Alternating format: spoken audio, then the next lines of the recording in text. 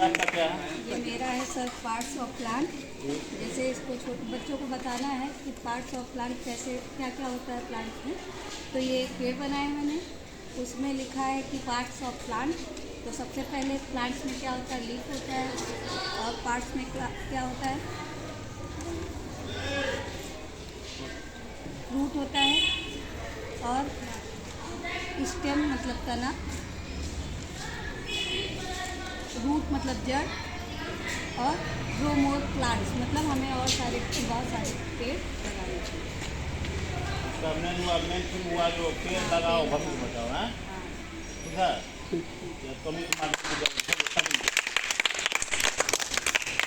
और बच्चों का विलोम शब्द का है कि बच्चे को जैसे बड़ा है तो बड़ा का छोटा हो गया, तो खुश का उदास हो गया, भरा का खाली हो गया, दिन का रात, बंद का खुला, ऊपर का नीचे। यानी इसके द्वारा जो है बच्चे जो है अपोजिट वर्ड को जानते हैं। अनुलोम विलोम तो इस तरह से आप अगर वर्ग में पढ़ाएंगे बच्चे को तो बच्चे का ज़्यादा सीखेंगे।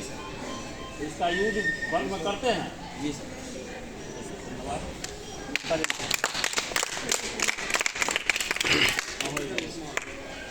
बच्चे को सेप वाला बता दें। देखिए ये बच्चे का 6 से 7 क्लास 8 क्लास सबके यानी सभी क्लास के लिए अच्छे हैं। इससे सेट के माध्यम से जो है बच्चे वर्ग आयत जो भी चीज़ है, ये वर्ग का चित्र हुआ, इसकी चारों भुजा बराबर होती है, सभी को 90 डिग्री के होते हैं। ये आयत जो है इनके आमने सामने के भुजा बराबर होती है, इनके भी चारों को 90 डिग्री के होते हैं। ये त्रिभुज का शेप है, इसमें भुजा से मिलकर के बनता है। इसका तीनों भुजा का योग पंच जो है हमारा भी बोलने का होता है। ये पंचभुज है, तीनों कोनों का योग, तीनों कोनों का योग होता है। ये पंचभुज का आकार है, ये 5 भुजा से मिलकर के बनती है। तो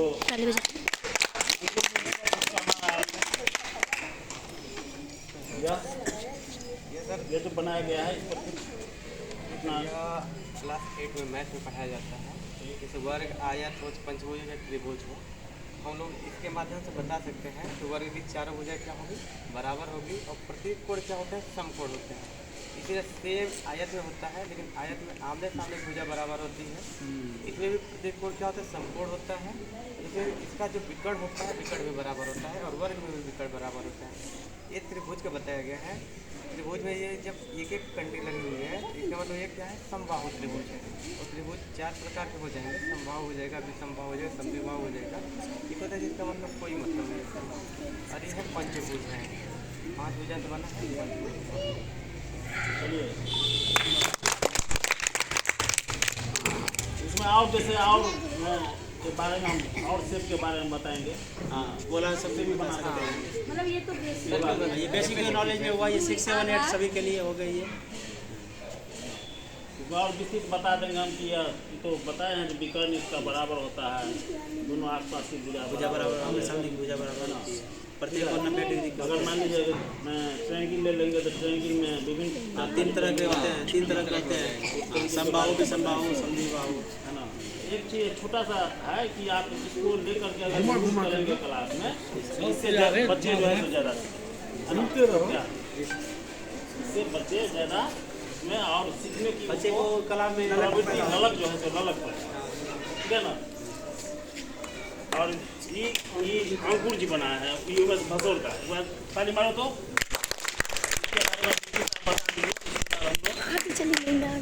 ये चैप्टर है ध्वनि के संगीत का, यूनिट 7 होता है।